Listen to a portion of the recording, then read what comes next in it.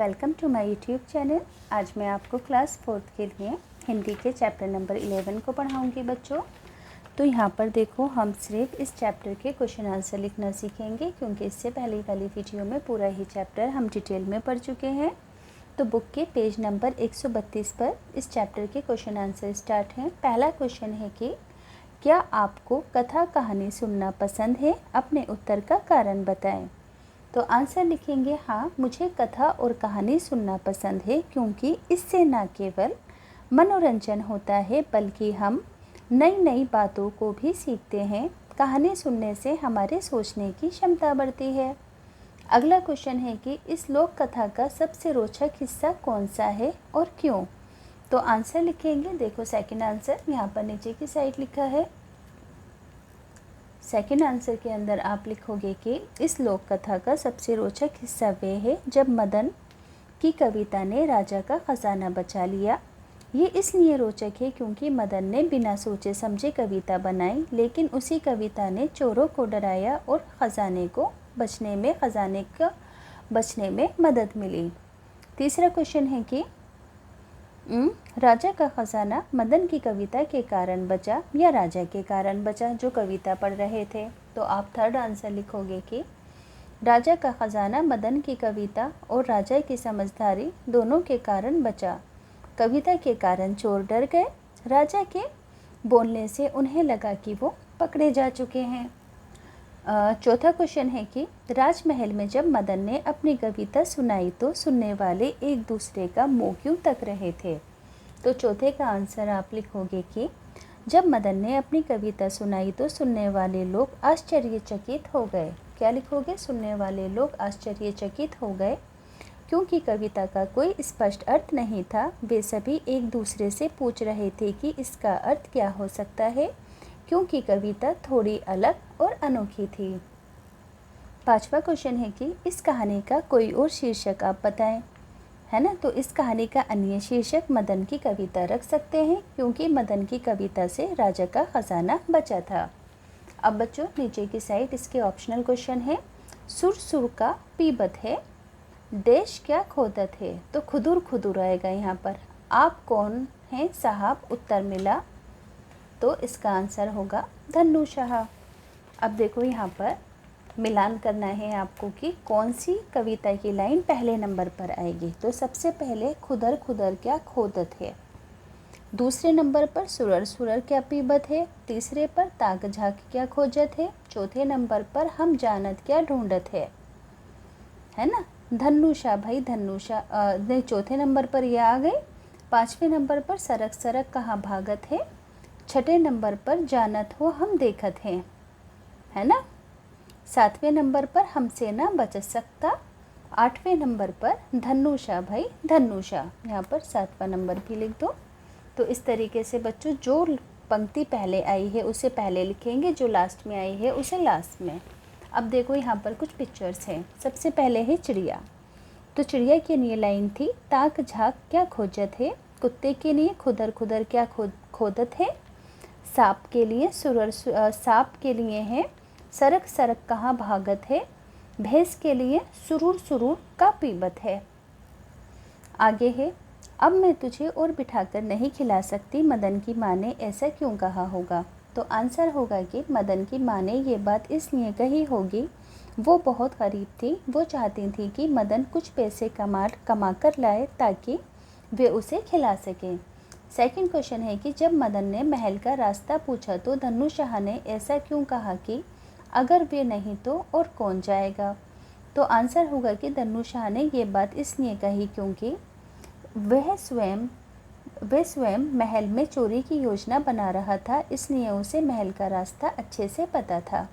तीसरा क्वेश्चन है कि कहानी में मदन की कविता को विचित्र कहा गया है, क्या आपको भी ऐसा लगता है?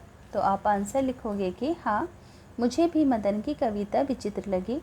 कविता के शब्द अलग अलग जानवरों और चीज़ों से जुड़े हैं जिनका कोई स्पष्ट अर्थ नहीं था। फिर वे कविता राजमहल में चोरों को पकड़ने में मदद करती है। अब चौथा क्वेश्चन है कि राजा को मदन की कविता पहली जैसी क्यों लगी? तो आप आंसर लिखोगे कि राजा को ये कविता पहली जैसी लगी क्योंकि कविता का कोई स्पष्ट अर्थ नहीं था। मुझे ये कविता दिलचस्प लगी क्योंकि ये अपने आप में एक चुनौती थी। तो देखो, है ना, चारों ही क्वेश्चन मैंने आपको पढ़कर बता दिए हैं। अब आगे है, सुरर सुरर क्या पीवत है पंक्ति में पीने के साथ साथ सुरर सुरर शब्द का प्रयोग क्यों किया गया है?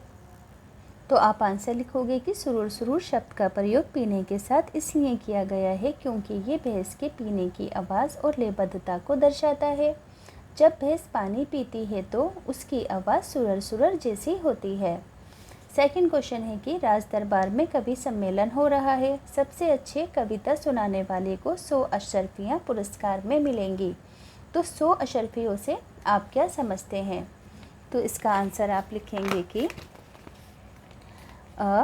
100 अशरफियाँ यानी सोने के सिक्के जो पुराने ज़माने में बहुत मूल्यवान माने जाते थे, ये एक बहुत बड़ा इनाम था। इसी तरीके से बच्चों तीसरा क्वेश्चन है कि सरक सरक का भागत है पंक्ति में सरक सरक किसके लिए प्रयुक्त हुआ है? तो आप आंसर लिखोगे कि सरक सरक शब्द सांप के लिए इस्तेमाल किया गया है। उसकी चाल से जो हल्की आवाज़ आती है उसे सरक सरक कहा गया है। ये शब्द सांप की चाल को मज़ेदार और समझने में आसान बनाने के लिए कविता में लिखा गया है। चौथा क्वेश्चन है कि अब कोई चारा नहीं, बस राजा साहब से दया की भीख मांग सकता हूँ, ऐसा धनुषा ने क्यों सोचा? तो आप इसका आंसर लिखोगे कि देखो यहाँ पर है चौथे का आंसर, धनुषा ने ये इसलिए सोचा क्योंकि उसे लगा कि उसकी चोरी पकड़ी गई है। उसने सोचा कि अब बचने का कोई रास्ता नहीं है, इसलिए उसने राजा से दया की भीख मांगने का इरादा किया। अब देखो यहाँ पर भी नीचे की साइड 3 क्वेश्चन है। पहला क्वेश्चन है कि यदि मदन रोज़गार की खोज में घर से बाहर नहीं निकलता तो क्या होता? तो इसका आंसर होगा कि यदि मदन रोज़गार की तलाश में घर से बाहर नहीं निकलता तो शायद वे अपनी माँ के लिए पैसे नहीं ला पाता और दोनों को भूखा रहना पड़ता। सेकंड क्वेश्चन है कि अपनी कल्पना और अनुमान से बताइए कि राजमहल कैसा होता होगा। तो आप आंसर में लिख सकते हो कि सेकंड आंसर, मेरी कल्पना के अनुसार राजमहल बहुत बड़ा और सुंदर होता होगा। वहाँ विशाल बगीचे, फव्वारे और सुंदर सजावट होती होगी। महल के अंदर भव्य कमरे और बड़े झूमर और शाही सामान भी होते होंगे। तीसरा है, राजा के ख़जाने में क्या क्या होता होगा और कितना कितना होता होगा। तो आप इसका थर्ड आंसर लिख सकते हैं कि ये रहा, राजा के ख़जाने में सोने चांदी के सिक्के, हीरे, रतन, मोती, जवाहरात और अन्य कीमती धातुएं और बहुत अधिक संपत्ति भी होती होगी। अब बच्चों नेक्स्ट क्वेश्चन है, मदन की कविता से प्रसन्न होकर राजा ने उसे विदा करते समय क्या क्या उपहार दिए होंगे। तो आप यहाँ पर लिख सकते हो कि मदन की कविता से प्रसन्न होकर राजा ने उसे सोना, चांदी, रतन तथा मूल्यवान उपहार दिए होंगे। संभवतः राजा ने उसकी माँ के लिए भी धन भिजवाया होगा ताकि वे प्रसन्न होकर अपने घर लौट सके। अब देखो मदन को जो पैसे मिले थे उससे उन्हें क्या क्या काम करने चाहिए, जैसे कि माँ के लिए कपड़े खरीदे, कुछ पैसे बैंक में जमा करवाए, बच्चों की शिक्षा पर भी खर्च कर सकता है और गरीबों की भी मदद कर सकता है। इसी तरीके से आपकी और क्या राय हो सकती है कि मदन को अपनी माँ की ज़रूरतों का ध्यान रखना चाहिए, भविष्य के लिए भी पैसे बचा कर रखने चाहिए, शिक्षा के ऊपर भी पैसे खर्च करने चाहिए और गरीबों की भी मदन को मदद करनी चाहिए। अब देखो नेक्स्ट क्वेश्चन है, स्वयं को मदन की जगह रखकर ये कहानी अपनी मातृभाषा या अपनी पसंद की भाषा के अंदर सुनाएं। तो आप कैसे सुना सकते हो कि देखो, मेरे दोस्त मदन ने मुझे एक बहुत ही मज़ेदार कहानी सुनाई थी।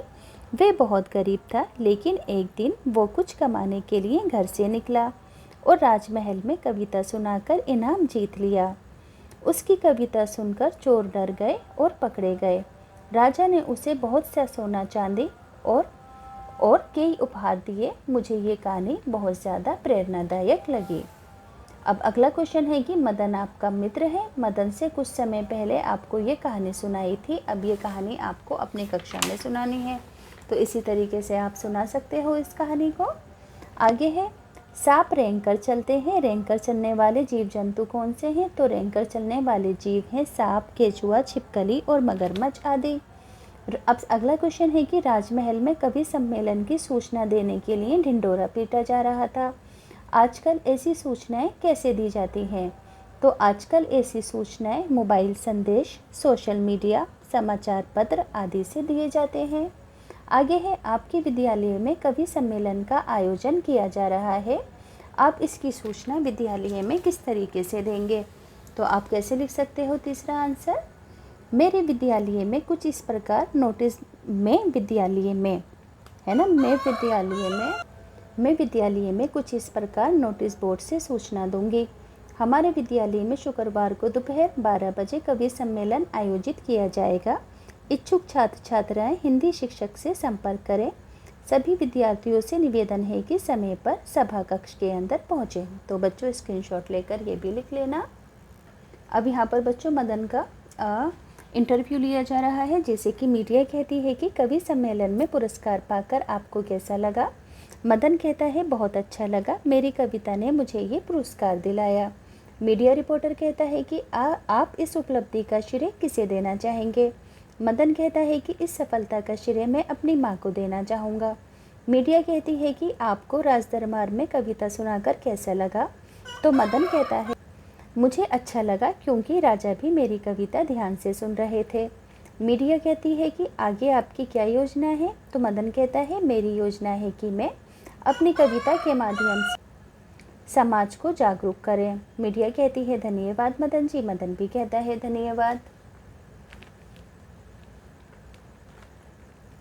अब बच्चों यहाँ पर एक कविता है, इस कविता को आपको अपनी मर्जी से पूरा करना है। जैसे कि डाल डाल क्यों कूद रहा, खो खो क्यों बोल रहा, बंदर जी भाई बंदर जी, क्या आप नदी में चल रहे हैं जी, या जंगल में घूम रहे हैं जी।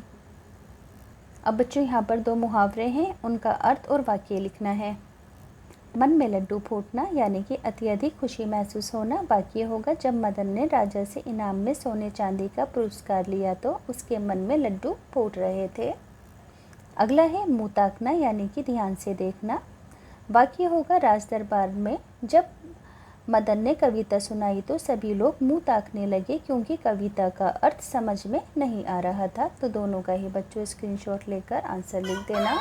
अब बच्चों यहाँ पर आपको विराम चिन्हों का प्रयोग करना है। जैसे कि क्या ताक झाँक कर रहे हो, तो यहाँ पर क्वेश्चन मार्क आएगा, अरे वहाँ के बाद विस्मयादिबोधक आएगा, अरे वहाँ के बाद विस्मयादिबोधक का मार्क आएगा, लास्ट में अल्पविराम, यहाँ पे भी विस्मयादिबोधक, और लास्ट में अल्पविराम, यहाँ पर कोमा आएगा और फिर लास्ट के अंदर क्वेश्चन मार्क आ जाएगा।